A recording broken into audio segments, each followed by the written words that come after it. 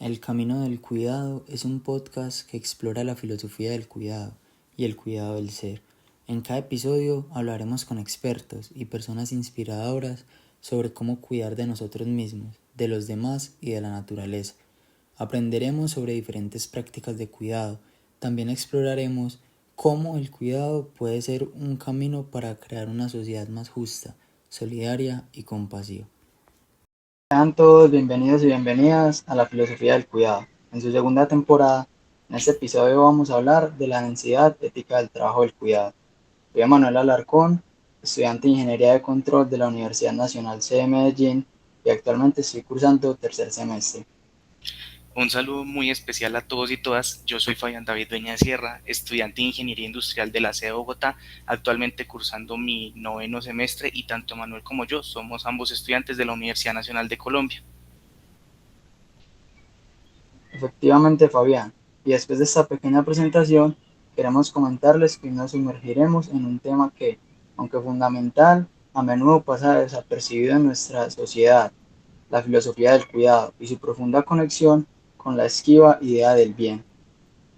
Así es, Emanuel, efectivamente nosotros vivimos en un mundo que constantemente exige decisiones y acciones y muchas de ellas, consciente o inconscientemente, están guiadas por la intención de hacer el bien o procurar beneficio. Pero, ¿qué significa realmente el bien? ¿Es algo que nosotros podemos definir con claridad?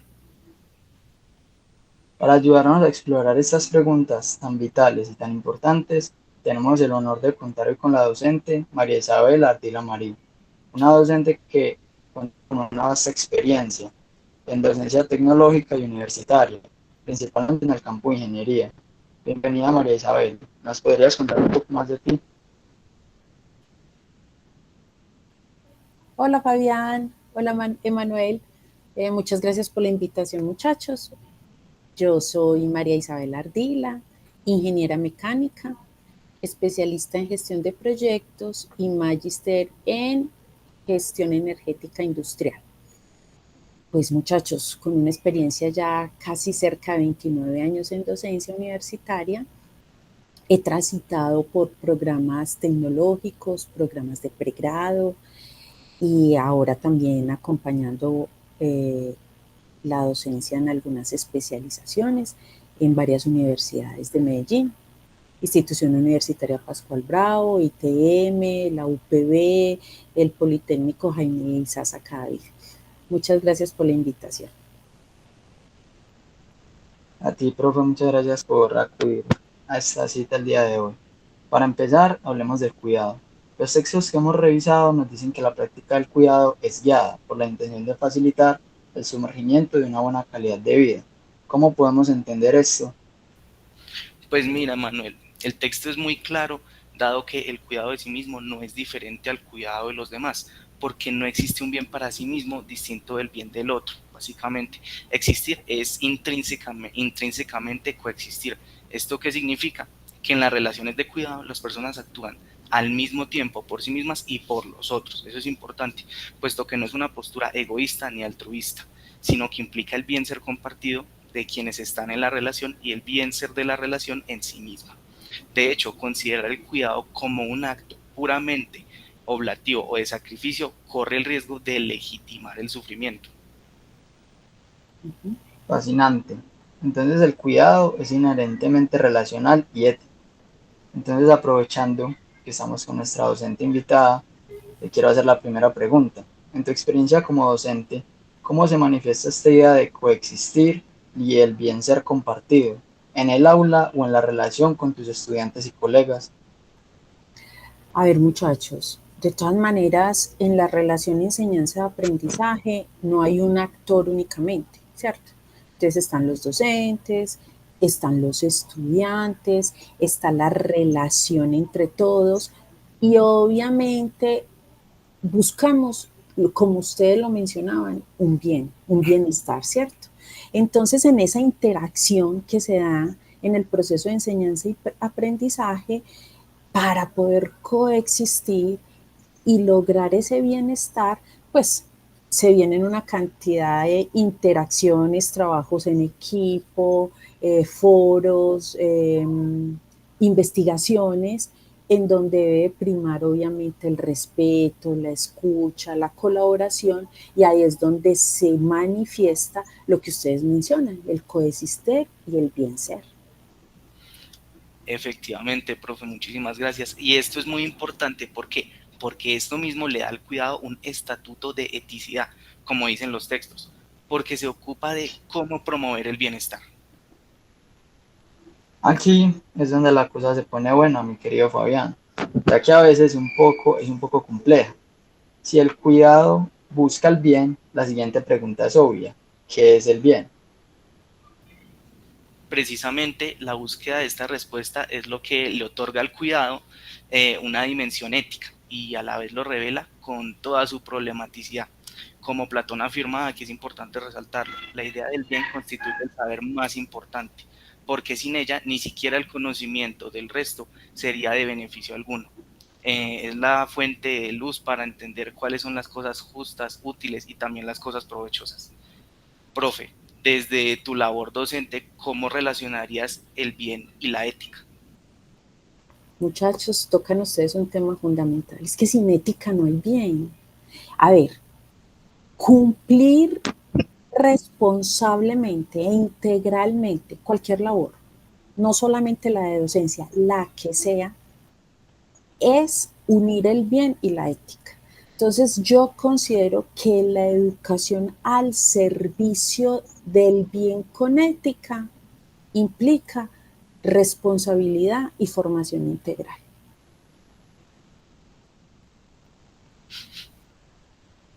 Es decir, necesitamos la idea del bien para actuar con sabiduría, pero a la vez los textos nos advierten que esta idea es difícil de observarse y que a la mente humana no le es accesible una idea clara y completa del bien.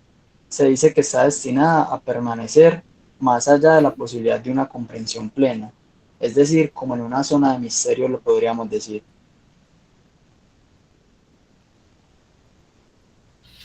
Vale, perfecto.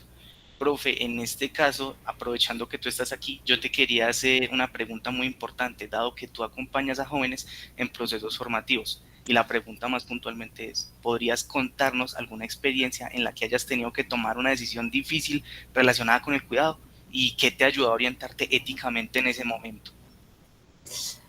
Bueno, en 29 años, muchachos, pasan muchas cosas. A ver, pero sí se me viene a la mente algo que significó mucho para mí. Hoy es muy común que ingresen a las aulas de clase los muchachos eh, en estados pues que yo llamo anormales porque vienen con sustancias pues psicoactivas y hay situaciones en donde es demasiado evidente la situación del estudiante. En alguna ocasión eh, estábamos ya finalizando un semestre, definiendo notas y todos los procesos de cierre y el estado de un estudiante era demasiado evidente. Yo respeto mucho eso, trato de no invadir esa intimidad del estudiante, pero la cosa fue tan obvia que no me aguanté las ganas y le pregunté, ¿por qué estás estudiando? Profe, para trabajar. Profe, incluso ya estoy finalizando y ya se me acerca la búsqueda de mi práctica. Muchachos, se me salió. ¿Cómo así? Si yo fuera empresaria, yo no te contrataría en ese estado. ¡Ah! Y él no se enojó, afortunadamente, que ese es uno de los temores y por eso uno trata de poner como un límite.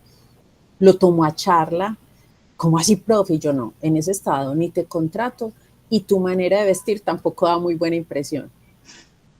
La cosa se quedó así, pero tuve la fortuna de ver cómo él fue evolucionando, incluso hizo un segundo pregrado en la universidad, participó activamente en semilleros de investigación y fui viendo su transformación. No estoy diciendo que haya sido por la conversación, pero lo que me impulsó a mí es lo que nosotros estamos mencionando, hacer un trabajo con ética, un trabajo integral, un trabajo buscando el bienestar del otro.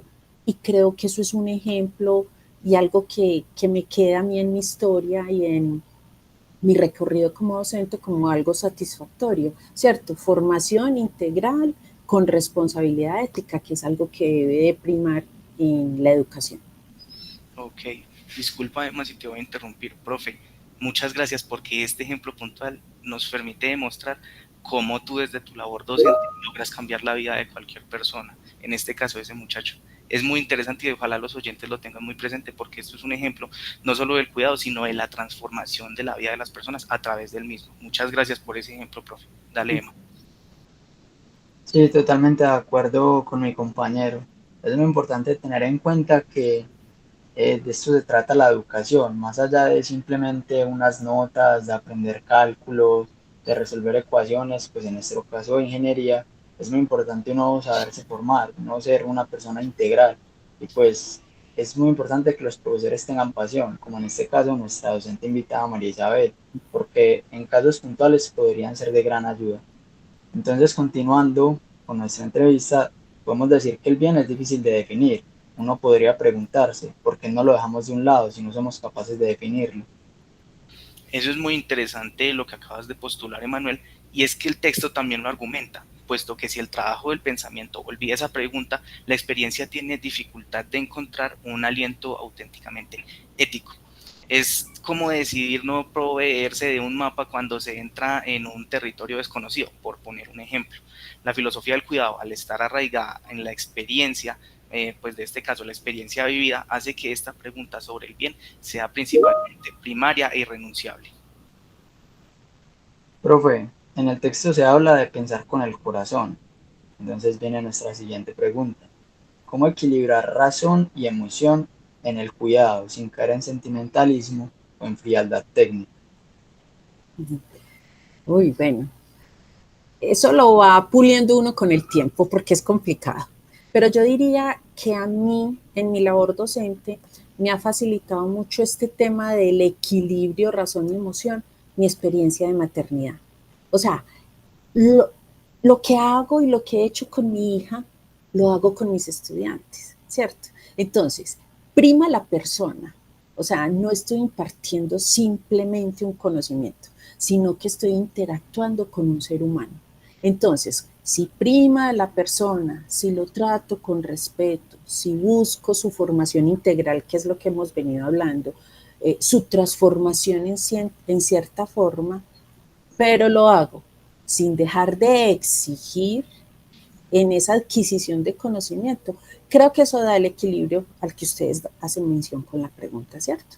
Primando la persona y cumpliendo con responsabilidad la formación y la búsqueda de ese conocimiento en particular. Efectivamente, profe, y eso me parece también muy interesante porque conecta con la idea, según yo, de que en el texto lo llaman la esencia ética de la práctica del cuidado. Esto es muy importante porque aquí se habla de que donde el pensar no se toma solamente como algo lógico, sino que tiene cuidado. Y es fundamental porque también lo toman por el lado de que se interesa de manera especial en el otro. Eso es fundamental, dado que se podría catalogar como un pensar con el corazón, y eso es lo que tú nos estás manifestando, profe. Exactamente, es lo que nos permite que el cuidado no sea un mero protocolo, sino sea una práctica sólida y nutrida por el pensamiento. Entonces, si podemos ver el bien directamente como el sol, sin quemarnos al verlo, ¿cómo nos acercamos a él? Pues interesantemente, yo abordando la parte técnica, recuerdo que el texto también retoma la metáfora del sol de Platón que tú mencionaste y la une a una de Aristóteles, de que no podemos mirar el sol directamente, pero sí podemos estar bajo su luz. Eso es fundamental. Y tú dirás, ¿por qué? Pues porque estar en la luz del bien significa actuar según la virtud. Y para Aristóteles, vivir bien y hacer el bien son la misma cosa. Y actuar bien significa actuar según la virtud. Eso es esencial que lo tengamos en cuenta, puesto que Murdoch incluso dice que las virtudes resplandecen especialmente en qué, en las acciones de cuidado que la gente en la sencillez del día a día pone en práctica hacia los demás. Eso es esencial. Eso es muy interesante, lo que nos acaba de mencionar mi compañero Fabián, perdón, ya que podríamos decir que el bien no es algo que se tiene, sino que es algo que se hace y que vamos construyendo con el tiempo. Correcto, Emanuel. Y para hacer ese bien, el texto introduce un concepto clave que se llama la pasión por el bien. No solo una mente fría y lúcida, sino la pasión es la energía necesaria para iniciar procesos de transformación, como nos mencionaba la profe, y soportar la fatiga que implica cultivar la integridad de nuestro ser. Es básicamente el alimento para el alma, lo podríamos llamar así. Profe, viene nuestra siguiente pregunta. ¿Cómo resuena esta idea de pasión por el bien en tu labor? A ver, muchachos, me acabo de acordar de algo que alguna vez traté en alguna clase, y es algo que uno puede aprender de la cultura japonesa, que ellos sí han aprendido por todo lo que han tenido que superar. Y es algo que deberíamos de velar en los hogares, en las aulas de clase, en todas partes, y es tener esa conciencia de que si el otro está bien, yo estaré bien. O sea, si todos aprendiéramos a vivir así, pues lograríamos esa transformación que ustedes tanto mencionan. Y en realidad eso es lo que le da sentido a todo lo que hacemos. Yo diría que en la labor docente, pues ustedes lo han definido. Eso define la labor docente, la pasión por el bien. O sea, la docencia es una pasión y esa pasión busca el bien de las personas con las que interactuamos en las aulas de clase, definitivamente. Efectivamente, profe, tú lo dijiste todo y es verdad, es necesario recalcar y para todos nuestros oyentes enviar un saludo a todos los docentes y las docentes también, que su labor es esencial para la formación de esta sociedad. Ojalá llegue a todos ellos este podcast. Profe, gracias por tu respuesta. Y ahora ya que tocaste un tema también social, quiero hacer mención de las virtudes del cuidado, que se podrían catalogar como atención y paciencia. Estas son realmente socialmente invisibles, se les podría llamar, y el texto menciona que las virtudes del cuidado son atención y paciencia, y estas son generalmente socialmente invisibles. ¿Cómo podemos revalorizar esas virtudes en un mundo que prioriza los resultados medibles? Fabián, esa medición es un tema de discusión permanente para nosotros los docentes, porque esa medición, yo creo que casi todos coincidimos con que somos conscientes de que el número no implica conocimiento, ¿cierto? Y a medida que vamos avanzando en la experiencia docente, valoramos más el proceso que como tal el resultado, ¿sí me entiendes?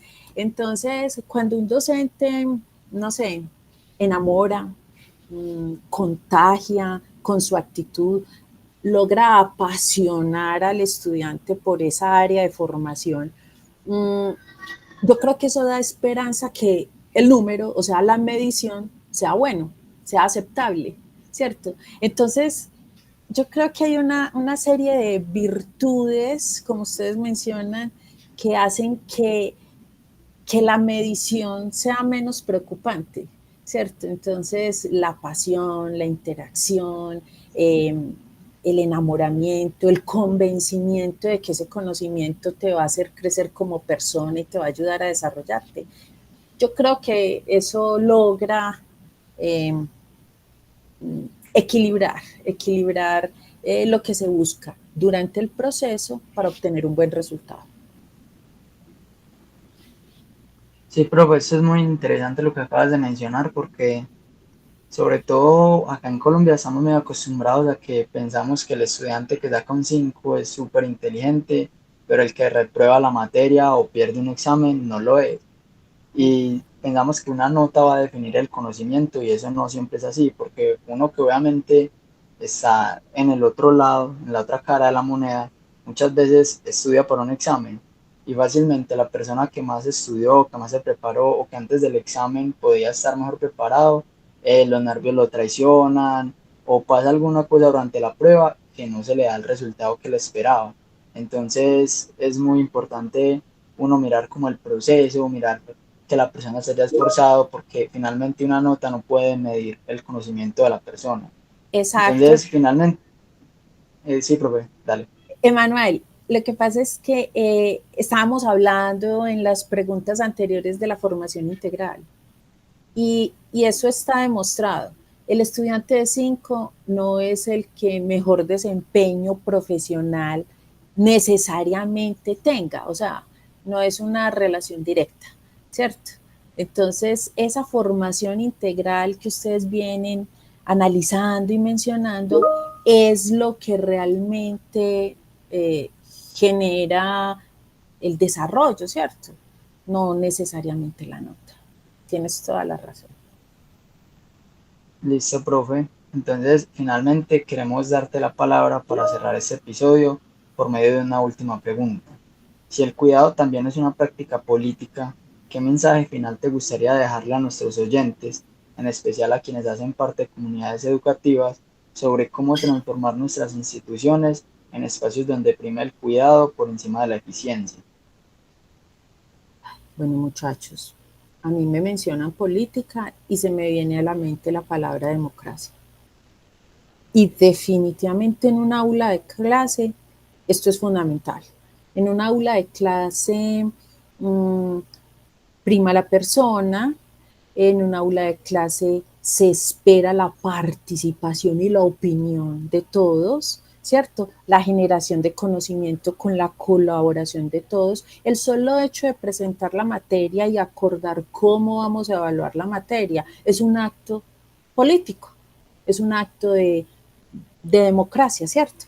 En donde entonces el conocimiento se logra a partir del respeto, la participación, la colaboración. Entonces, creo que es un ejemplo muy claro de cómo a partir de la política buscamos el bien. Muchísimas gracias, profe. Este es un mensaje demasiado inspirador. Sería muy bueno que todos nuestros oyentes, y si en este caso docentes, tuvieran en cuenta esto, ya que esa parte de como tomar en cuenta la opinión de los estudiantes, uno la agradece mucho. Entonces, te agradecemos mucho, profe, por compartir tu sabiduría y tus valiosas experiencias con nosotros. Muchas gracias a ustedes por escucharme, por querer indagar sobre este tema, pues desde la labor docente. No, espero que este mensaje, ¿cierto? De búsqueda del bien, de búsqueda de la transformación, del desarrollo integral dentro de las aulas de clase en todas las instituciones educativas, sea claro para todos los que hacemos parte de este proceso de enseñanza-aprendizaje. Sí, señora, en efecto, fue muy valioso darnos cuenta de que en la cara, en el frente de la docencia de este país hay tan grandes seres humanos, profesionales, ver más allá, ver a la persona, ver todas esas experiencias. Te agradecemos, profe, porque eres la invitada perfecta y nos brindaste los mejores, no solamente los mejores reflexiones, sino también los ejemplos. Muchas gracias y no solo gracias por participar, sino por ser una tan excelente docente. Ay, tan lindo. Muchas gracias, profe. Gracias a usted. Gracias, profe. Bueno, y a todos Ok, nuestros clientes, no olviden que la filosofía del cuidado nos invita a no abandonar la pregunta de qué es el bien, sino a mantenerla abierta, reconociendo que cada idea alcanzada, por provisional que sea, constituye un punto de apoyo muy valioso. A nuestros oyentes, muchas gracias por habernos acompañado. Nuevamente, gracias a la profe, gracias Emma. Esperamos que esta conversación los invite a interrogarse también sobre el bien en sus propias vidas y las prácticas de cuidado, cómo las están manejando. ok, soy Emanuel Alarcón y junto a mi compañero Fabián Dueñas nos despedimos. Esto ha sido la filosofía del cuidado, la densidad ética del trabajo de cuidado. Hasta la próxima, si te gustó, suscríbete y dale like.